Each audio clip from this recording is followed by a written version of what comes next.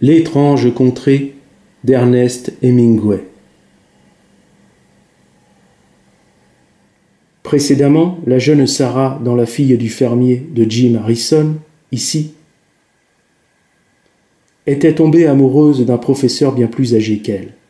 Dans notre histoire, Ernest Hemingway narre une relation amoureuse entre un écrivain et sa belle-fille. Dans ces deux histoires américaines, la jeune femme, pour ne pas dire l'adolescente, est un fruit non défendu. Jim Harrison et Ernest Hemingway, sans grande finesse, tripotent ce fruit avec toute l'excitabilité de l'homme moderne. Nul doute que pour le lecteur ordinaire, ces récits que l'on qualifiera de feuilletons apparaîtront comme la forme achevée de la littérature. Ce théâtre de marionnettes aux couleurs médiocres et indélicates ne dit et ne dévoile absolument rien. Ce qui caractérise cette littérature est l'accent criard du trivial, où s'incrustent des séquences pulsionnelles et des secousses ormiques aussi détaillées qu'inélégantes. Cette école charnelle est la forme complimenteuse de la pornographie, et peu à peu, elle a fait de sa vision du monde un hygiénisme de référence. C'est une ingénierie de l'esprit du mal, qui, comme disait un certain Baudelaire, ne tarde pas à emporter la tête dès lors qu'on lui a livré un cheveu. Le lecteur ordinaire y trouvera son compte. Ne connaissant rien ou peu à la grande littérature, et vierge assurément de la lecture des grands textes, ces feuilletons agiront sur lui comme des doses de hashish. Léon Tolstoï, dans Le Diable, ici, savait nommer les choses pour les relier à ce qui nous est supérieur. Léon Tolstoï a véritablement pris le taureau par les cornes. Il a joué avec l'instinct lubrique de l'homme et avec l'ivresse que procure le corps de la femme. Il a joué au chat et à la souris, forçant l'infidélité à répandre toute son alchimie perverse. C'est quelque chose d'infâme et d'agréable à la fois. La morale réajuste tout malgré la chute finale. Le pauvre Irteniev est envoûté par la belle paysanne.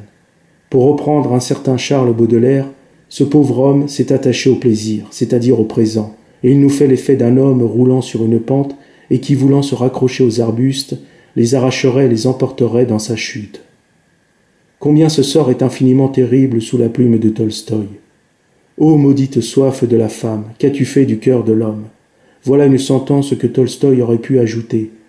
Mais s'il l'avait fait, il aurait alors emprunté à la fameuse divine comédie une de ses plus belles tournures.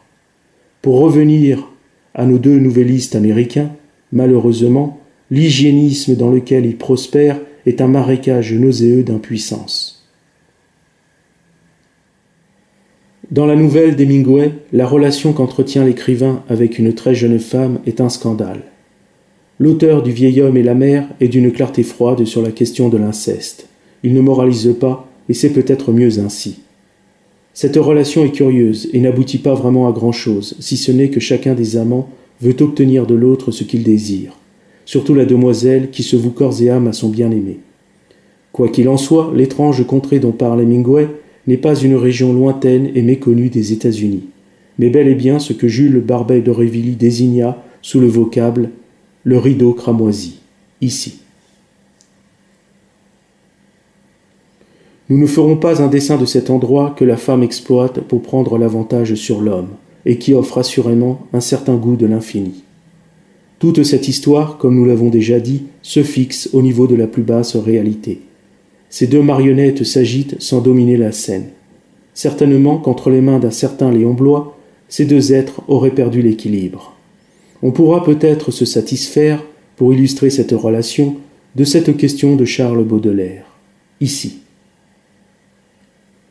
Pourquoi l'homme d'esprit aime les filles plus que les femmes du monde, malgré qu'elles soient également bêtes?